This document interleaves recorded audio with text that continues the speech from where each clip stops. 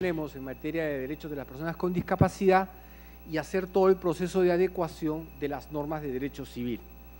En ese sentido, nosotros ya hemos instalado una comisión en el Ministerio de Justicia y Derechos Humanos, ¿verdad?, con el propósito de hacer un estudio, una propuesta al seno de esta comisión para que puedan tener como elementos, sumándose a las opiniones que hará, me imagino, el doctor Leiser León, un destacado profesional, y así como los representantes de las distintas instituciones que usted ha invitado a esta comisión. Y en ese sentido, señor presidente, yo le quiero pedir por su intermedio a mis demás colegas que para la próxima sesión, que sería, entiendo, debe ser en junio, es que vamos a hacer una presentación, vamos a presentar un informe por escrito y se lo vamos a mandar con antelación a ustedes para que puedan revisarlo, y voy a pedir, señor congresista, una exposición para presentar el contenido de este informe que hará el Ministerio de Justicia y Derechos Humanos. En ese sentido, ese es el compromiso del Ministerio congresista y vamos a honrar este compromiso serio por un tema tan importante como son los derechos de las personas con discapacidad. Muchas gracias.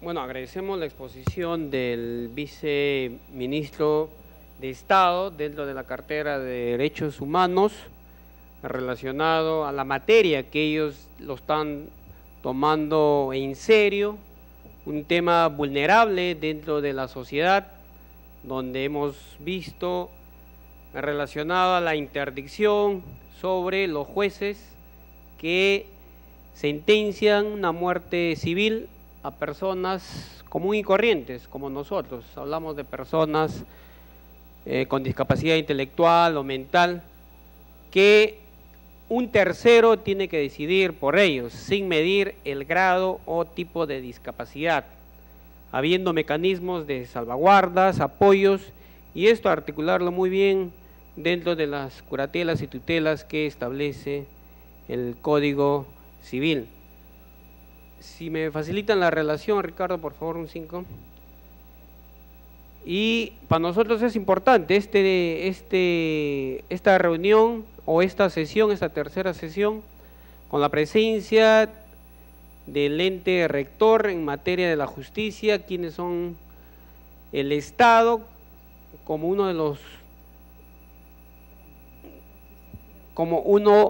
de los operadores, así como el Poder Judicial que tenemos presente.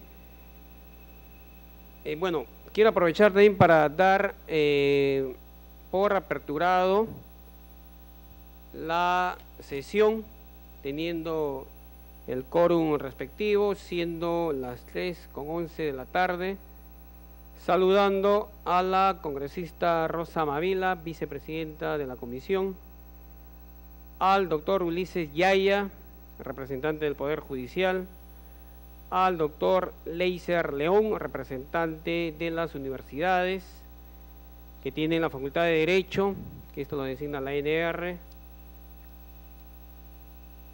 a la representante de Álamo, a la señora Elena Chávez, a la representante de SODIS, al magíster Alberto Vázquez, al representante alterno de la RENIEC, al doctor Carlos Fernández de Córdoba Macera. Ahí tenemos a la representante alterna del Poder Judicial, Lilia Teresa Aguilar Nona Julca, y a la representante alterna del SODIS, a la licenciada Gladys Fernández Chigra. Miembros de acuerdo a ley que se ha constituido.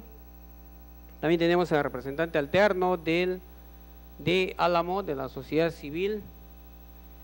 Bueno, teniendo el quórum reglamentario, damos por inicio esta tercera sesión ordinaria de la Comisión Especial Revisora del Código Civil, CEDIS, donde hemos empezado el orden del día con el punto 1 para poder continuar en lo que es la formalidad del acta, despacho, informes y pedidos, sin antes de concluir esta primera agenda con el doctor Henry Ávila, donde para nosotros, para la comisión, es clave, reitero, este aporte del Ejecutivo de un compromiso real, donde consta en acta, en grabación, que el doctor está señalando ya facilitarnos por parte del Ejecutivo un informe concluido sobre justamente lo que estamos tocando, la salvaguarda, los apoyos, la capacidad jurídica, esto en virtud al comité dentro de la Convención sobre los Derechos de la Persona con Discapacidad, que definitivamente traslada, exhorta al Estado peruano, así como a sus otros miembros, para cumplir ciertos protocolos y formalidades dentro de la defensa de los derechos de los ciudadanos, en este caso del Perú. Vemos varios principios y obligaciones generales en las recomendaciones de, incluso tenemos acá una del 16 de mayo del 2012, esto vamos a dar a conocer si lo acomodan acá a Luis Miguel, para que pueda exponer sobre este informe, al cual él, no, también doctor, siéntese acá al costado ahí, para que viertas sobre este documento. Luis Miguel del Águila, adicionalmente, que es asesor de esta comisión especial, también en este documento fue vicepresidente, para que pueda detallar algunos alcances relacionados a la Corte Interamericana y de la ONU, para que el doctor Henry Ávila tenga bien también de tomar algunos alcances y esta pueda ser más participativo y sobre todo lo que queremos, que cumpla su real objetivo dentro de esta reforma del Código Civil y otras normas anexas, como lo establecen. Incluso acá ellos nos señalan que debemos modificar la ley de extranjería a fin de eliminar los requisitos que discriminan a las personas con discapacidad intelectual o psicosocial, entre otras normas. Vamos a dar la palabra al licenciado Luis Miguel, relacionado al documento de las Naciones Unidas sobre la Convención de los Derechos de las Personas con Discapacidad. Sin antes, la vicepresidenta acá va a tomar la palabra. Solo muy breves. En primer lugar, buenas tardes a todos los integrantes de la comisión. Solamente quería decir, estimados ciudadanos, que la semana antepasada he tenido oportunidad de estar en dos eventos. He estado en Suecia, Estocolmo, en un evento sobre población y desarrollo de Naciones Unidas, a la que han acudido alrededor de 150 congresistas de todo el mundo. Y regresando, he estado en Bahía, en Brasil, en un evento del Instituto de Naciones Unidas sobre la prevención del delito. En ambos, la mirada que se está teniendo frente a la normatividad no se cercena ya solo a los objetivos del milenio, sino está mirando, por ejemplo, en el caso de población y desarrollo después del Cairo, hacia las siguientes décadas, ¿no? Más allá del 2015. Y solo quería compartir con ustedes que en materia de discapacidad he encontrado que en América Latina hay algunos desarrollos legislativos importantes. Por ejemplo, en Brasil hay un proyecto de ley que está en debate sobre el discapacitado que está en cárceles. Un proyecto bastante interesante porque hasta donde yo conocía solo hay un país que tiene una institucionalización especializada para presos con vulnerabilidades psicológicas, pero en este caso hay toda una presión de política pública para la implementación de lo que serían políticas a discapacitados que purgan medidas de prisión en algunos casos y también de medidas que son previas a la cárcel, pero que implican internamiento generalmente en establecimientos de salud. Yo voy a tratar de traer a la próxima semana solo para compartir esta normatividad que me parece que es interesante porque tiene alguna incidencia respecto a los derechos ¿no es cierto?, de los presos que se supone que está probada su vulnerabilidad psicológica, ex ante entrar a prisión, o que se han vuelto, voy a decirlo pedagógicamente, se han vuelto orates en prisión, ¿no? Y tiene que ver con el tratamiento de sus derechos y las limitaciones, ¿no? Conversamos sobre todo con el congresista brasilero que ha impulsado este proyecto, y él estaba un poco en la tónica que anima a la mayoría de los que creo que estamos en esta comisión, ¿no?, en la tónica de reconocer plena y ampliamente, y no desde una perspectiva reduccionista, los derechos de la población con discapacidad. Gracias, señor presidente. Bueno, acá el viceministro de Derechos Humanos y Acceso a la Justicia, el doctor Henry Ávila, no pide la palabra para que pueda complementar a la exposición que inicialmente hizo. Tiene la palabra el doctor Henry Ávila. Sí, estimado congresista, yo quería hacer una precisión porque creo que es muy importante que lo tengamos en cuenta, digamos, para la labor nacional. Usted ha mencionado que tenemos que hacer este proceso de adecuación de las normas del Código Civil a todo este marco legal que tenemos, pero además a los instrumentos internacionales. Pero en diversas sesiones estoy escuchando que hay una especie de confusión, porque lo que en el mundo del derecho internacional de derechos humanos se maneja tres categorías bien definidas, ¿no? Tratados, resoluciones y declaraciones, ¿no? Son los tres tipos de normas que usualmente es con lo que expresan sus decisiones tanto el sistema universal como el sistema interamericano. Los tratados sí son normas que nos vinculan jurídicamente a los estados peruanos que firmaron esos tratados, ¿verdad? En cambio, las resoluciones y las declaraciones son documentos que no son jurídicamente vinculantes, pero moral y políticamente tenemos que tomarlos en cuenta en el momento de interpretar los tratados, ¿correcto? Entonces, el documento que señala el congresista, que es un documento del Comité de Derechos Humanos, ¿verdad?, viene a ser una recomendación. Y evidentemente esa recomendación hay que leerla conjuntamente con la convención.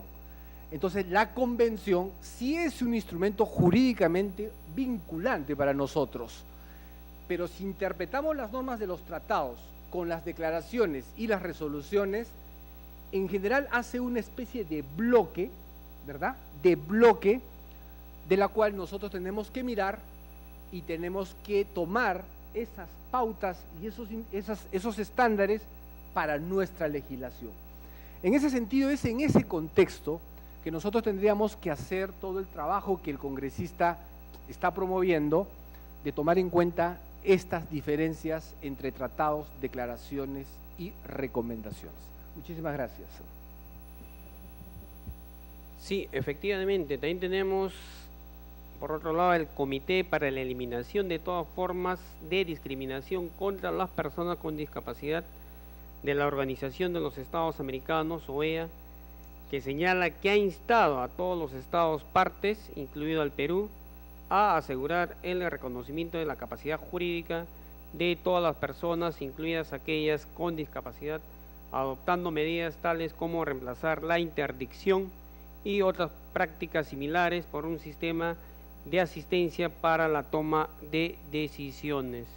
Y por ello, acá lo que un poco nos preocupa, el Perú no cuenta con un sistema para ayudar a personas con discapacidad a tomar sus propias decisiones ante la ausencia de un mecanismo de esa naturaleza.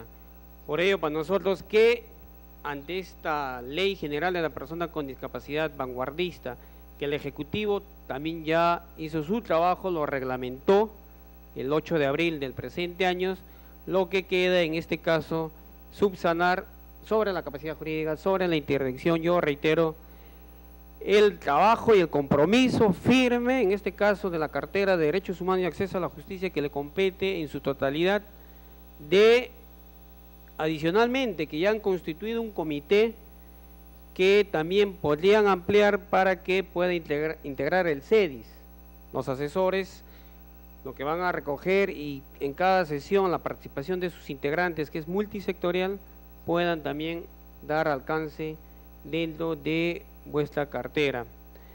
Tiene la palabra el licenciado Luis Miguel. Sí, muy buenas tardes a todos los concurrentes de la comisión. Buenas tardes, viceministro. Solamente de manera muy general, para explicar, como usted bien acaba de hacer notar, Perú ha suscrito 2 tratados de derechos humanos de las personas con discapacidad, uno de nivel universal, el de Naciones Unidas, y otro de alcance interamericano, que ante la OEA. Y si bien originalmente el tratado de la OEA no había sido absolutamente nada claro, sino hasta contradictorio con relación al tema de la interdicción, en donde señalaba expresamente que no era discriminatorio someter a las personas con discapacidad a procesos de interdicción cuando esto fuera por el bien de estas personas, justamente debido al hecho de que en el año 2006 se aprobó la Convención de Naciones Unidas con nuevos estándares. El Comité para la Eliminación de todas las formas de discriminación, que es el comité de expertos de esta Convención Interamericana, tomó nota de estos nuevos estándares, y dado de que el proceso de reforma de este primer tratado de la OEA era muy largo, trabajó del año 2008 al 2011 una manera de adecuarse a estos nuevos estándares, y generó en el año 2011 una observación a nivel de interpretación, señalando de que la lectura de este artículo, que entraba en contradicción, debía hacerse de acuerdo a lo que dispone el artículo 12 de la Convención de Naciones Unidas, y se ha generado, además de un documento de observación que le vamos a hacer llegar, una relatoría que se aprobó, si no me equivoco, en octubre o noviembre del año pasado. A nivel del sistema interamericano hay un cierto retraso, en donde también el sistema interamericano se está armonizando, y quien ha puesto, digamos, las ideas más claras en este sentido es la Convención de Naciones Unidas, que ya en los casi 3 años de funcionamiento que tiene, ha generado más de una docena de evaluaciones de los informes nacionales, entre ellos los del Perú, a raíz de los cuales ahora en esta primera quincena de abril ha generado un documento también de observación sobre el artículo 12, en donde ha hecho un resumen de todos aquellos aspectos en donde los estados parte de ambos tratados suelen incurrir, o sea, las fallas de aplicación en las que suelen incurrir, ¿no? Claro, la idea no es satanizar a ningún estado. La idea de los comités de expertos es más bien aprender de los procesos y, como bien decía usted, formular las recomendaciones, porque para todos nosotros estos temas son nuevos, ¿no? Es una nueva forma de mirar el tema de la discapacidad.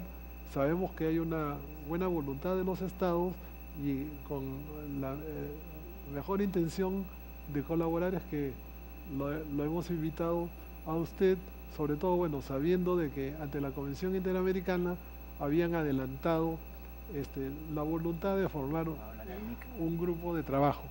Entonces, dado que usted ya ofreció dar un mayor informe sobre este tema, es que vamos a agradecer tener en cuenta estos detalles para el informe. Muchas gracias. Bueno, habiendo escuchado también la intervención del asesor relacionado al tema, si algún integrante quisiera opinar sobre la exposición que ha hecho el viceministro, tenemos al doctor Luis Yaya del Poder Judicial. Sin antes saludar también a los que se han incorporado, la licenciada Liliana Peña Herrera de la Sociedad Síndrome de Down, la doctora María Isabel León de la Defensoría del Pueblo Alterna, y el alterno Julio Mesa Díaz de la Promoción de Salud Mental, como la doctora Elizabeth Calle del CONADIS. Tiene la palabra el doctor Luis Yaya. Gracias, presidente. Señores miembros de la comisión, hemos escuchado con atención una razonable preocupación en relación a que, en efecto, pareciera de que a nivel del Poder Judicial, la mayoría de los jueces, al momento de dictar sentencias en estos asuntos de interdicción civil, dictan prácticamente, como usted lo ha dicho, una muerte civil, ¿no? Sin atender a que en muchísimos casos seguramente la persona con alguna vulnerabilidad tiene capacidad suficiente en algunos aspectos para decidir por sí mismo. Eso nos advierte, y creo que lo conversamos en la reunión pasada, un incumplimiento objetivo de algunos operadores judiciales de lo que ya está regulado en el Código Civil, que es el artículo 581, que obliga en los casos en que se decretara la interdicción civil y el nombramiento de curador, a que se evalúe el grado de incapacidad del presunto interdicto, ¿no?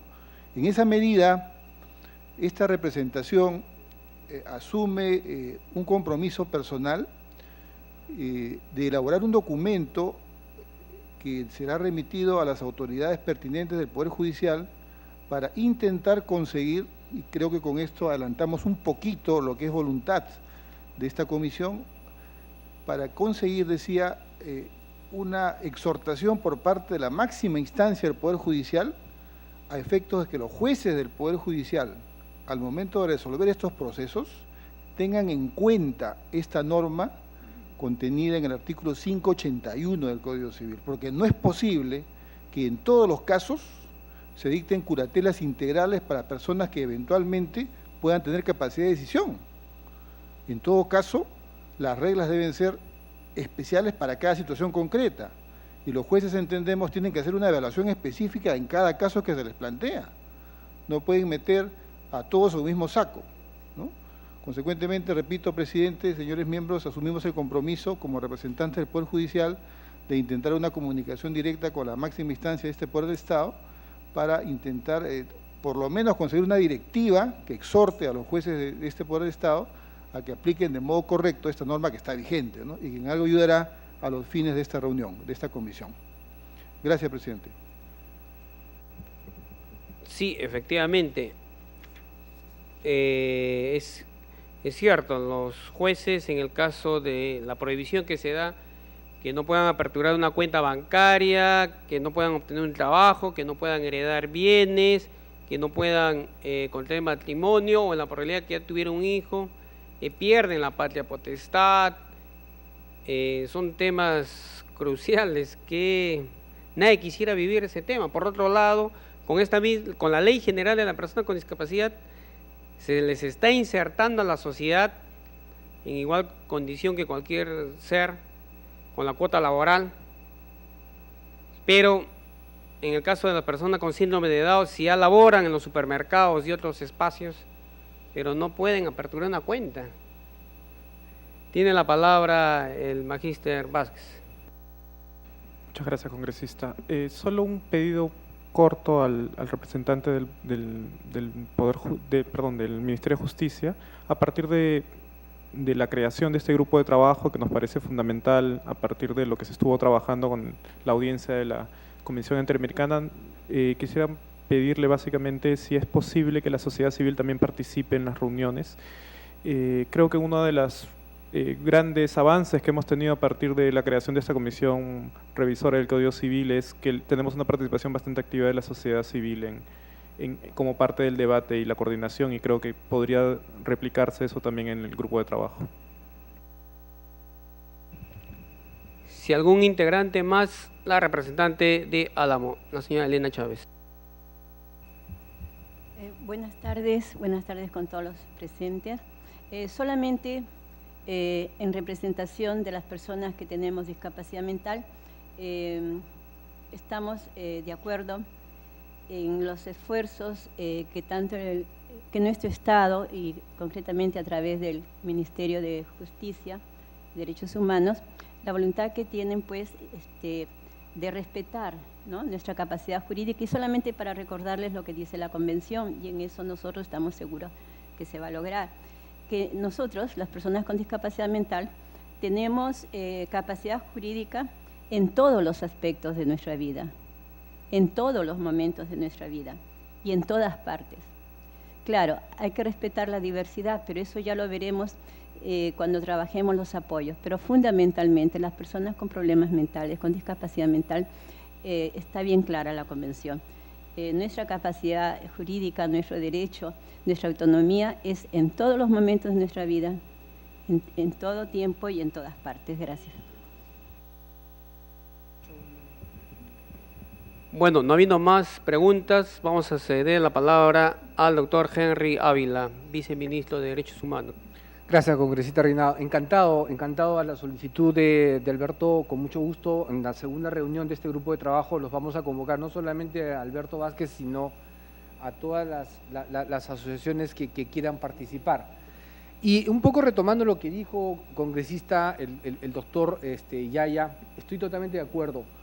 Vamos a ver la posibilidad de elaborar un documento desde el despacho del Viceministerio de Derechos Humanos que tenga unos lineamientos de interpretación del artículo 585 y se lo vamos a presentar formalmente al presidente del Poder Judicial para que lo pueda agendar en los plenos jurisdiccionales, porque creo que ese es el espacio donde sería muy interesante que se pueda presentar ese documento para que el pleno jurisdiccional pueda sacar un criterio interpretativo que los pueda hacer vinculante para todos los jueces a nivel nacional.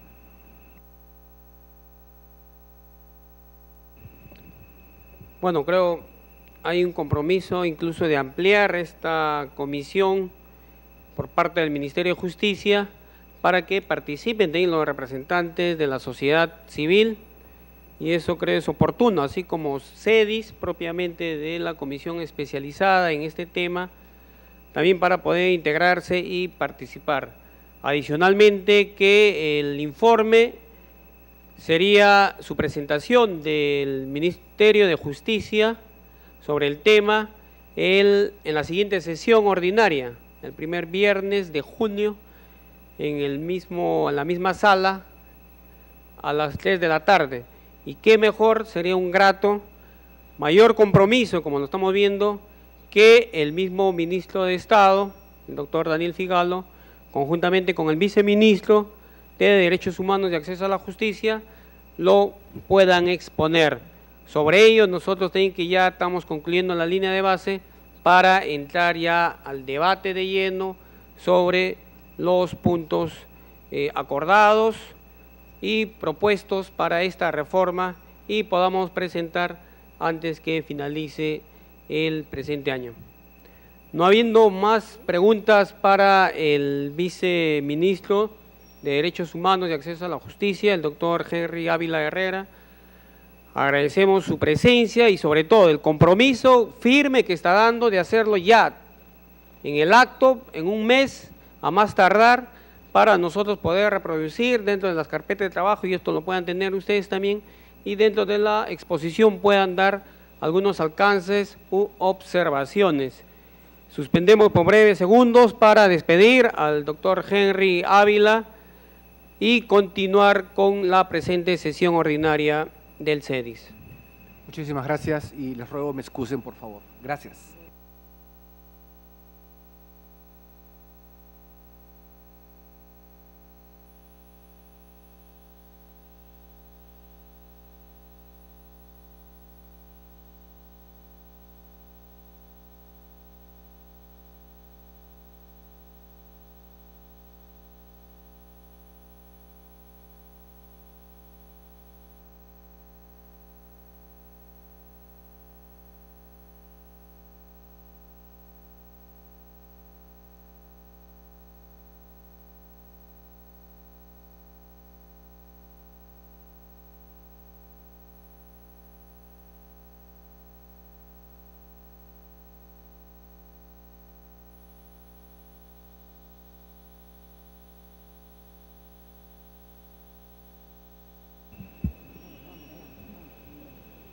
Continuando con la sesión, yendo ya a las formalidades, dentro de despacho les hemos alcanzado en las carpetas el resumen de los documentos recibidos, emitidos.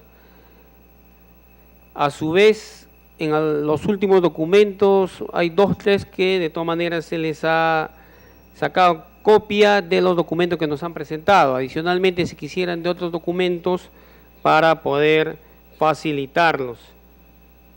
Dentro de informes, podemos dar a conocer la oficina, reiterarles, está instalada en oficina número 011, raya B, del sótano del complejo legislativo. Esta está ubicado en la avenida Bancay 251, a media cuadra de la Plaza Bolívar. También tenemos, nuestra documentación ya consigna dirección y teléfonos de la oficina de la SEDIS. Adicionalmente, se está mejorando el texto del plan de trabajo y su cronograma, incorporando los cambios sugeridos en la última reunión, incluyendo información sobre los grupos de trabajo, así como las actividades propuestas por la asesora de la congresista Rosa Mavila, que nos ha alcanzado por escrito, que se está añadiendo tanto al plan de trabajo como al cronograma. En igual contexto, sobre los 2 grupos de trabajo, también ya se tiene terminado el plan de trabajo, más que un plan de trabajo, un plan genérico para alcanzar a los coordinadores, y vamos a aprovechar acá la presencia que tenemos de los abogados que nos ha designado el Congreso de la República. Acá tenemos la secretaria técnica, la doctora Jackie, su apellido por favor. Jackie Rivas, que tiene una vasta experiencia en el tema constitucional, así como en el manejo de comisiones y propio de sus labores, que está responsable del grupo 1 conjuntamente, no, con Ricardo.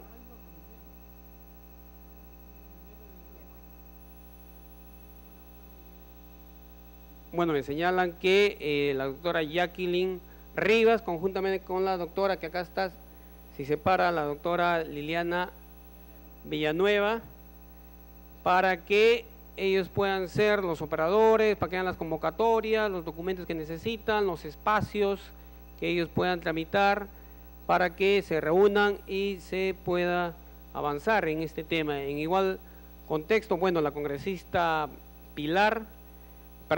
la doctora Pilar, que también nos ha designado el Parlamento, ha pedido permiso hoy, motivos de fuerza mayor, está fuera de Lima, que también ella es responsable conjuntamente con Luis Miguel, que está presente acá, para que les puedan apoyar y dar todas las facilidades del caso y puedan desenvolverse con mayor, más que aptitud, con mayores aportes, al cual lo que requerimos. Adicionalmente, que estos 2 grupos de trabajo tienen una conformación abierta, que otros integrantes no están, puedan participar en cualquiera de estos 2 grupos. Como sabemos, uno es de capacidad jurídica y el otro grupo es sobre los apoyos y salvaguardas, al cual ellos ya estarán coordinando de manera directa con los 2 coordinadores que tenemos acá, la representante del CONAIS, Elizabeth Calle, y la congresista Rosa Mavila. También tenemos, el lunes 28 de abril, realizamos una primera reunión de coordinación de equipo técnico de la SEDIS. Participaron el magíster Alberto Vázquez, la abogada, también magíster Carla Villarreal, sobre temas concernientes al trabajo de la comisión, donde se ha podido socializar con los integrantes que ha designado el SEDIS, los profesionales, para que tengan mayor conocimiento sobre el caso, adicionalmente que ya son profesionales de la materia. También, también tenemos conocimiento de acá del magíster Alberto Vázquez, que está en Ginebra, en la última reunión del Comité de Expertos de la Convención, en donde se aprobó un documento de observaciones sobre el artículo 12 de capacidad legal de las personas con discapacidad, tal cual nos hizo llegar el conocimiento, nos hacemos extensivo, que está en la tercer punto de la agenda para su exposición.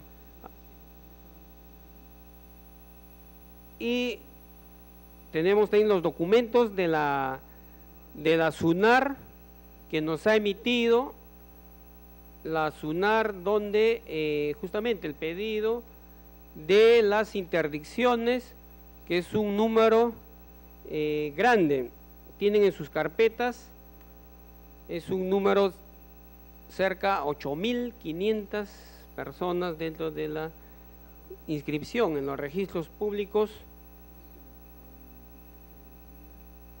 No, ahorita nos alcanzan. Y bueno,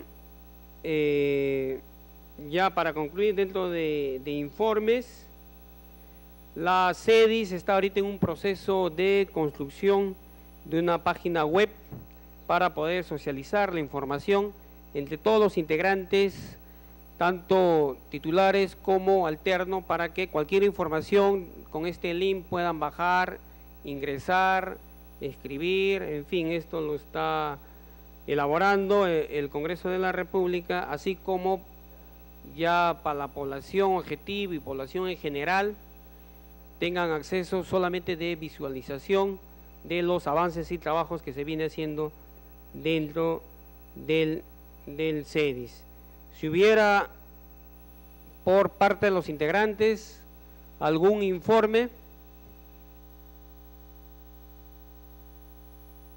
tenemos acá la palabra del representante de SODIS.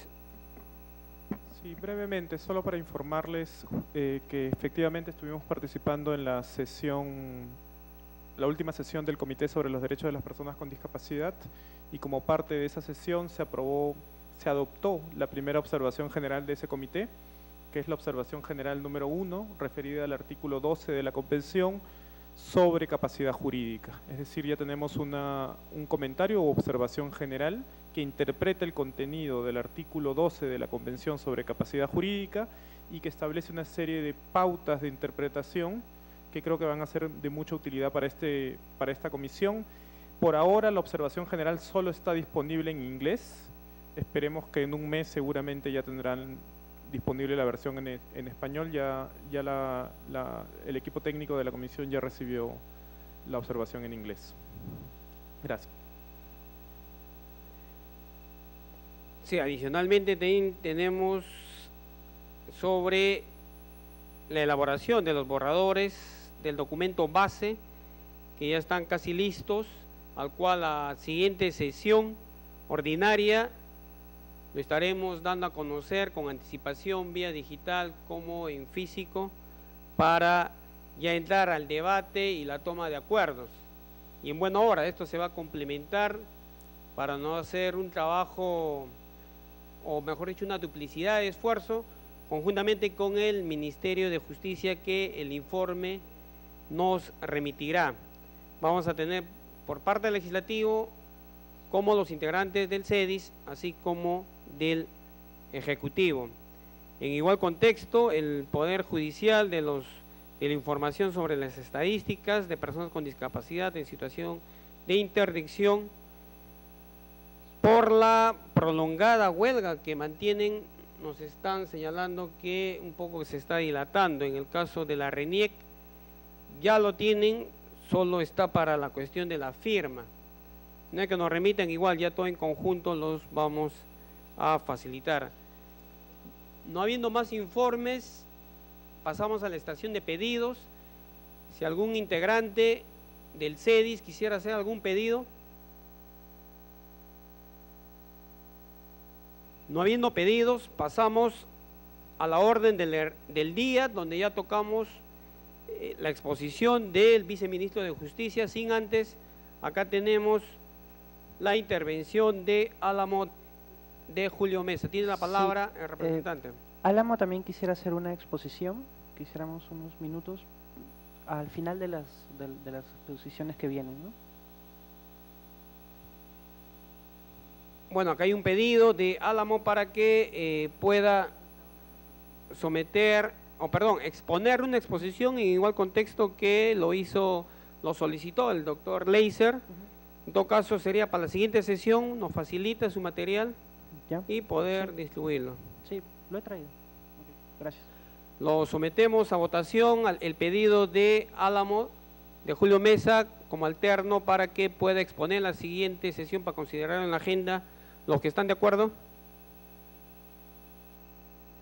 Siendo aprobado por unanimidad, lo consideraremos para la siguiente agenda. Estando ya en la orden del día, concluido la exposición del viceministro de Derechos Humanos y Acceso a la Justicia, el doctor Henry Ávila Herrera, entramos al punto 2, la exposición del doctor Leiser León, de la Pontificia Universidad Católica del Perú, en representación de las universidades que cuentan la Facultad de Derecho. Tiene la palabra el doctor Leiser León. Muchas gracias, congresista. Mi saludo a todos los miembros de la comisión, especialmente a los profesionales que se están incorporando desde el día de hoy a los trabajos de este equipo que tiene sobre sus hombros el altísimo y dignísimo encargo de plasmar en la norma más importante después de la Constitución, como señaló el viceministro, las reglas a las que nos compromete la legislación internacional. Yo he venido hoy para presentarles a ustedes en solamente 9 diapositivas y en una exposición sintética, algo que podría asimilar a un testimonio de un viaje. Tengo más de una década enseñando esto en la universidad, soy profesor de Derecho Civil, pero he podido, por el trabajo encomendado, darme cuenta de cuán verdaderamente desfasados están los conceptos tradicionales de derecho civil en comparación con las necesidades que en un país como el nuestro se agravan para equiparar con toda justicia la situación de las personas con discapacidad. Se ha logrado un gran avance con la legislación especial recientemente reglamentada y es singular la circunstancia de que primero hayamos tenido legislación especial y que después estemos pensando, armonizando el ordenamiento en adecuar las normas del Código Civil, cuando esto debería comenzar al revés completamente. Debería comenzar en la Constitución, proseguir en el Código Civil y que la legislación especial desarrolle el impulso dado en el Código Civil. Adelante, por favor. ¿Cómo fue el punto de partida de la investigación cuyos resultados les traigo aquí? Empecé por analizar y identificar un estándar de enseñanza de la capacidad en los cursos de Derecho Civil 1 en las universidades, atendiendo también a lo que se señala en los manuales y a la práctica docente en este particular ámbito del estudio de las categorías fundamentales del derecho civil. Y encontré que nuestro código, si por algo se singulariza, es por el uso desarreglado de 3 categorías que desde una perspectiva dicen lo mismo, pero que por el encargo que estamos desenvolviendo, resulta que conviene tener bien diferenciadas. Esas categorías son las de la subjetividad jurídica, la personalidad y la capacidad. En los tratados más antiguos, estas 3 categorías son identificadas plenamente. El sujeto es el que es capaz jurídicamente y el que es capaz jurídicamente es una persona natural o física, como se dice, o jurídica o un ente colectivo. En nuestro Código Civil se utilizan estas 3 expresiones, sin embargo, con significados que podrían ser diferentes. La doctrina ha hecho una gran labor diferenciándolas y estableciendo que por subjetividad hay que entender la titularidad de la posición jurídica simplemente, por capacidad, algo que está antes de esa titularidad, que es la idoneidad para ostentarla, a lo que se denomina capacidad jurídica y de goce, y posteriormente se diferencia esta capacidad jurídica o de goce de la capacidad dinámica, que es la de desenvolverse por sí mismo, actuar aquellos derechos o situaciones jurídicas de las que seamos titulares. Capacidad de obrar, capacidad de ejercicio, la idoneidad del individuo para desenvolverse en los planos negociales, procesales, etc. Dice el artículo 1 del Código Civil peruano que la persona humana es sujeto de derecho desde su nacimiento. Está diferenciando el Código Civil el concepto de persona del concepto de sujeto del derecho. Después, algo irresponsablemente, como se enseña en la universidad, el legislador arriesga una definición del momento en el que comienza la vida. Cuando los juristas del extranjero nos han visitado con ocasión de congresos, ya ha pasado en ocasión del otorgamiento de un doctorado honoris causa en la Decana de América, en San Marcos, que un jurista dijo quién era el legislador peruano para permitirse la determinación de cuándo comienza la vida humana. Eso no es algo que atenga al trabajo legislativo, eso es algo sobre lo cual discuten los biólogos y no se ponen de acuerdo ni se van a poner de acuerdo. Esa es una parte en la que el Código Civil, como decía, arriesga una definición. Después se señala que el concebido es sujeto de derecho para todo cuanto le favorece.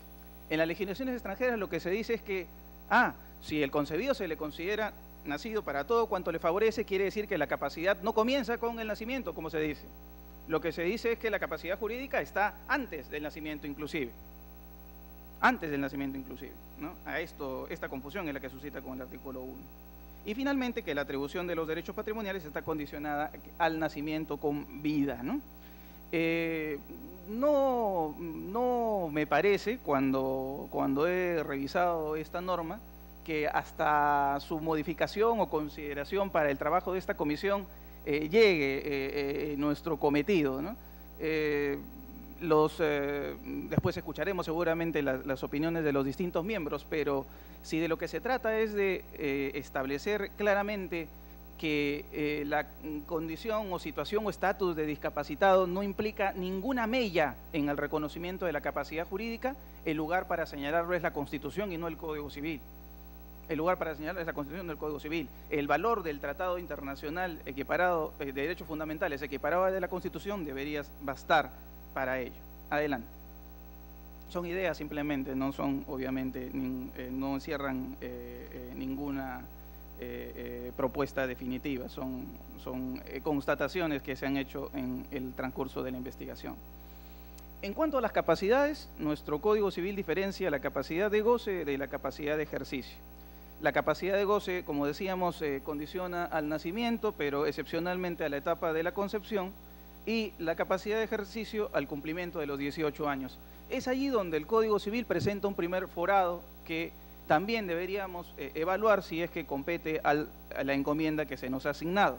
Porque en el Código Civil se dice que esta capacidad sí se adquiere con la mayoría de edad, ¿no? Confundiéndose el concepto de mayoría de edad con el de capacidad de ejercicio, ¿no?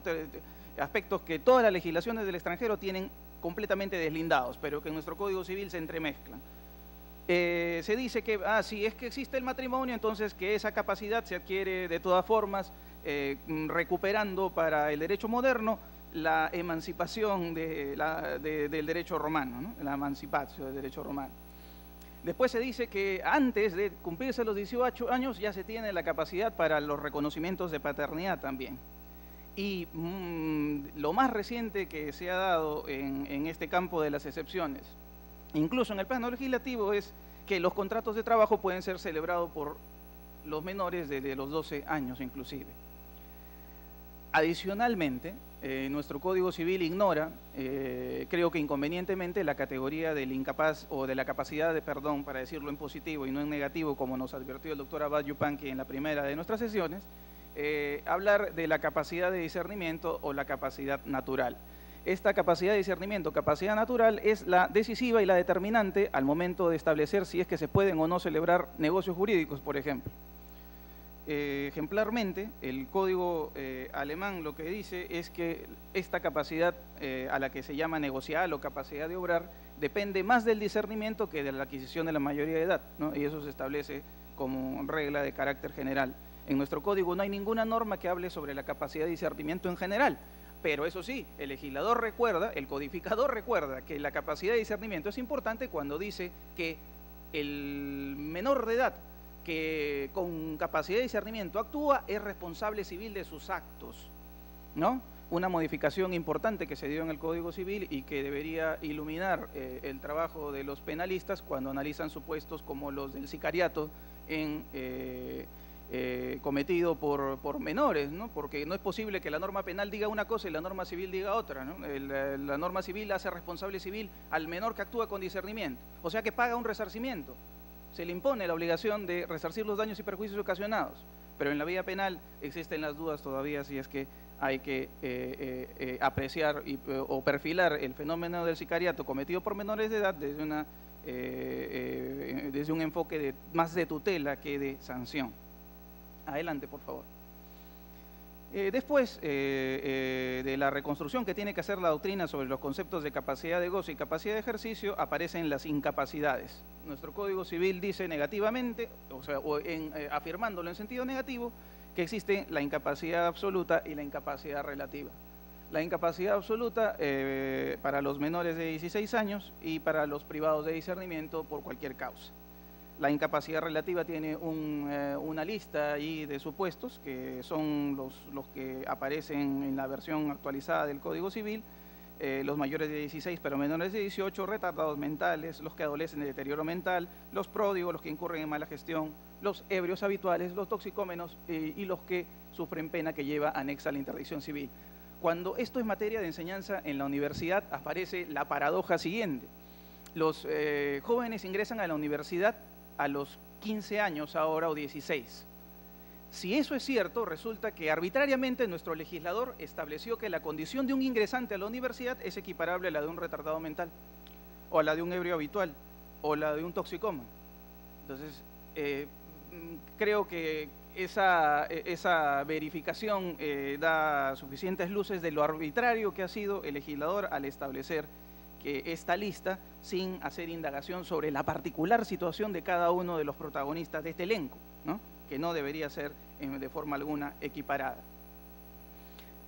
A manera de comparación, cuando ustedes reciban las diapositivas, en la parte inferior he colocado siempre una norma extranjera como para que sirva de cotejo, ¿no?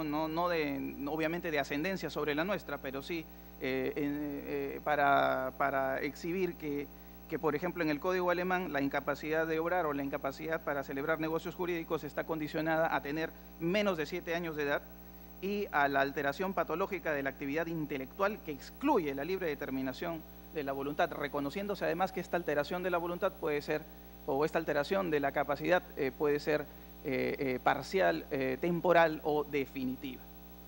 Adelante. ¿Cuáles son los mecanismos de tutela que reconoce nuestro Código Civil hoy? Hoy. Porque nuestro Código Civil, después voy a incidir en eso, no es un Código Civil como aquellos que han sido materia de las grandes reformas en Europa o en América Latina. Nuestro Código Civil es uno reciente, es un Código Civil de 1984, está cumpliendo 30 años en el 2014. Y es un código que por eso invoco a los miembros de esta comisión a mirar con detenimiento, porque vamos a comprobar en unos momentos lo que nos advirtió bien el doctor Yaya. El Código Civil tiene ya indicaciones hacia los operadores jurídicos sobre cómo considerar la incapacidad.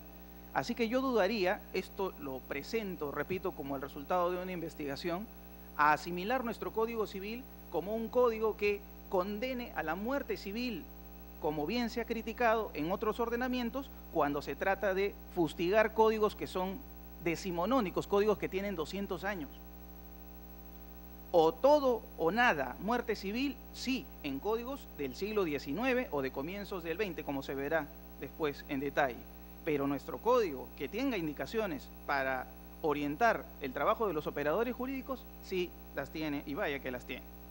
Dice nuestro Código Civil, o estas son sus medidas de tutela. Otra cosa es, esto nos lo dirá la sociedad civil y nos lo hará notar el debate. Otra cosa es que sean eficaces, eficientes a la luz de las necesidades de las personas cuya vida se está decidiendo con nuestro trabajo. La representación legal, o sea, la persona que está sometida a incapacidad cuenta con un representante necesariamente que lo asiste. El amparo familiar, le llama nuestro Código Civil, ese ya es un avance. En los códigos del mundo, el título en el que está tratado el tema que nos interesa se llama interdicción, o se llama inhabilitación, o se llama incapacidad natural. Esos son los títulos. En cambio, nuestro Código Civil, ya encaminando la regulación hacia el interés protegido, que es el que está afectado por estas circunstancias, llama a las instituciones que se desarrollan en este punto instituciones del amparo familiar. ¿Para quién se contempla el amparo?